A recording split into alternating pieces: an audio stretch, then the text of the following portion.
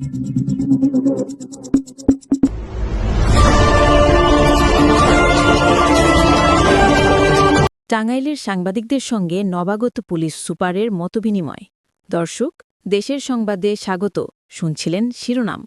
আমাদের সহকর্মী মাহবুব সুমনের তথ্য ও ভিডিও চিত্রে এবার বিস্তারিত। আপনাদের সাথে আছি আমি সাবিনা আফরিন। টাঙ্গাইলের ৩টি সংগঠনের সাংবাদিকদের সঙ্গে নবাগত পুলিশ সুপার মোহাম্মদ শামসুল আলম সরকারের মতবিনিময় সভা অনুষ্ঠিত হয়েছে। মঙ্গলবার ৯ ডিসেম্বর দুপুরে জেলা পুলিশ সুপারের সম্মেলন কক্ষে ওই মতবিনিময় সভা অনুষ্ঠিত হয়। মতবিনিময় সভায় টাঙ্গাইল প্রিন্ট মিডিয়া অ্যাসোসিয়েশনের সভাপতি মুয়া জোবায়েদ মল্লিক বুলবুল, সাধারণ সম্পাদক আবু জুবায়ের উজ্জ্বল, সাংবাদিক ইউনিয়নের সভাপতি শামসাদুল আক্তার শামীম, মহব্বত হোসেন, উত্তর টাঙ্গাইল টেলিভিশন রিপোর্টার্স ফোরামের সভাপতি হাবিবুর রহমান, সাধারণ সম্পাদক গোলাম মোস্তফা বক্তব্য রাখেন। সভায় জেলার ৩টি সংগঠনের শতাধিক গণমাধ্যম কর্মীর সঙ্গে পুলিশ সুপার মোহাম্মদ শামসুল আলম সরকার পরিচিত হন। নবাগত পুলিশ সুপার মোহাম্মদ শামসুল আলম সরকার দায়িত্ব পালনে সাংবাদিকদের সহযোগিতা চেয়ে বলেন, পুলিশ সাংবাদিক একে অপরের পরিপূরক। আমরা সবাই মিলে টাঙ্গাইলের আইনশৃঙ্খলা পরিস্থিতি ভালো রাখব। সামনে জাতীয় সংসদ নির্বাচনের সঙ্গে গণভোট অনুষ্ঠিত হবে। এই গণভোটের মাধ্যমে জনগণই সিদ্ধান্ত নিবে আগামী দিনের বাংলাদেশ কিভাবে পরিচালিত হবে। তিনি বলেন, এই নির্বাচনকে কেন্দ্র করে ৬৪ জেলায় পুলিশ সুপার পদায়ন করা হয়েছে। আমিও তারই অংশ হিসেবে টাঙ্গাইলে যোগদান করেছি। আমাদের মূল লক্ষ্য এখন আগামী জাতীয় সংসদ নির্বাচন সুষ্ঠুভাবে সম্পন্ন করা। বিগত নির্বাচন যেভাবে হয়েছে তা যেন না হয়।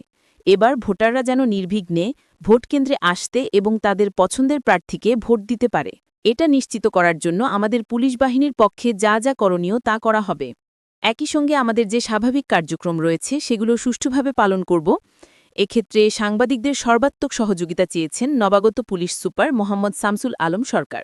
দর্শক, দেশ ও বিদেশের সর্বশেষ সংবাদ জানতে লাইক ও শেয়ার দিয়ে আমাদের সঙ্গে থাকুন। ছিলাম দেশের সংবাদে। আমাদের সাথে থাকার জন্য ধন্যবাদ। আমাদের মূল লক্ষ্য এখন জাতীয় সংসদ নির্বাচন সুষ্ঠুভাবে সম্পন্ন করা। পাশাপাশি আমাদের যে স্বাভাবিক কাজকর্ম রয়েছে, আইন শৃঙ্খলা রক্ষা করা, যানবাহনের নিরাপত্তা বিধান করা, যানজট, মাদক, গিফটেজার, কিশোর গ্যাং, অবৈধ অস্ত্র সবকিছুর কার্যক্রম চলবে। বিগত সময়ের মতো যে নির্বাচনগুলি হয়েছে এরকম নির্বাচন যেন না হয় এবং এবারের নির্বাচন যারা ভোটার তারা যেন নির্বিঘ্নে ভোট কেন্দ্রে আসতে পারে এবং তার পছন্দের প্রার্থীকে ভোট দিতে পারে। এটা নিশ্চিত করার জন্য যা যা করা দরকার আমাদের পুলিশ বাহিনীর পক্ষ থেকে সব করা হবে। পাশাপাশি যে আপনারা যারা এখানে রয়েছেন, বিভিন্ন প্রিন্টস এবং ইলেকট্রনিক্স মিডিয়ার সাংবাদিকবৃন্দ, আপনাদের সহযোগিতা কামনা করছি। আমাদের এই কাজের ক্ষেত্রে আপনারা বিভিন্ন তথ্য দিয়ে সহযোগিতা করবেন। যদি সম্ভব হয় আপনারা উপস্থিত থেকেও আমাদের সাথে সহযোগিতার আহ্বান জানাচ্ছি।